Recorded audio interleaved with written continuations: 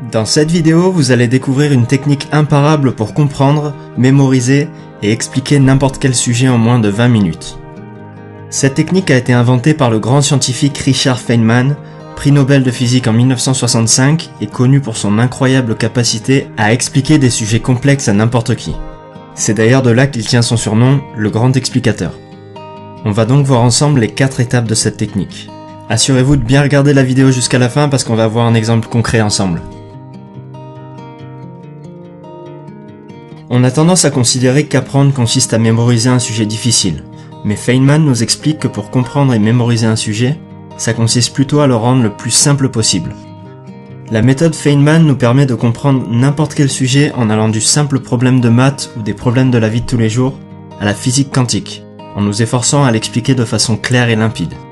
La logique derrière cette méthode, c'est qu'en tentant d'expliquer un concept en termes simples, vous pourrez rapidement cibler vos lacunes et les retravailler pour les combler.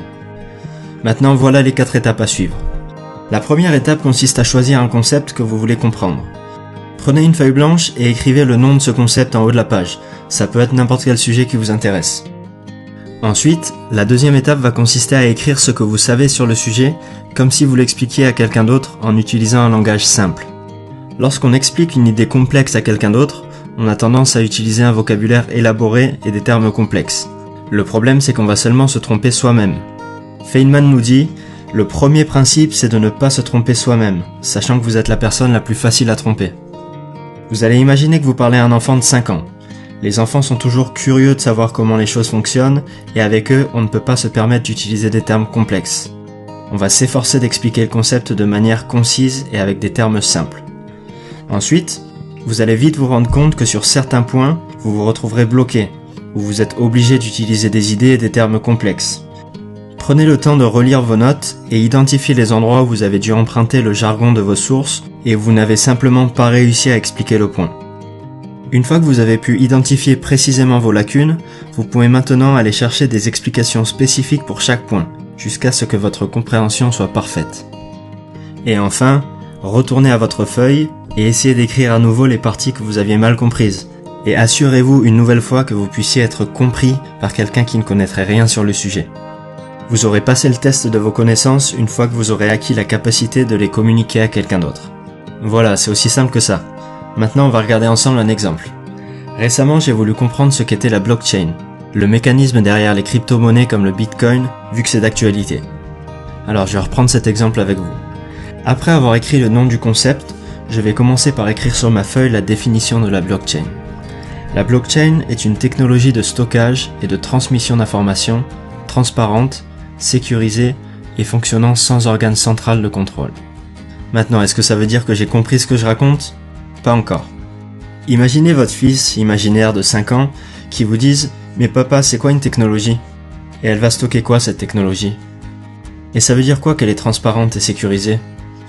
Comme je n'ai pas la réponse, je vais chercher des explications sur internet pour pouvoir lui répondre. Je pourrais ainsi lui expliquer en termes simples. Une technologie de stockage, c'est un outil qui va permettre de stocker des informations, comme un très grand livre, où il y aurait écrit plein d'informations. Elle est transparente parce que tout le monde peut consulter ce livre.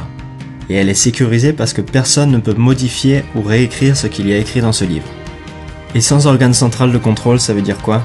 Ça veut dire que ce grand livre, il peut être lu par tout le monde et tout le monde peut écrire dedans. Et c'est sous le contrôle de personne, pas même l'État ni les banques.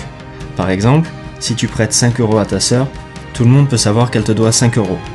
Elle ne pourra pas effacer cette information, mais quand elle t'aura rendu tes 5 €, elle pourra écrire dessus qu'elle t'a remboursé.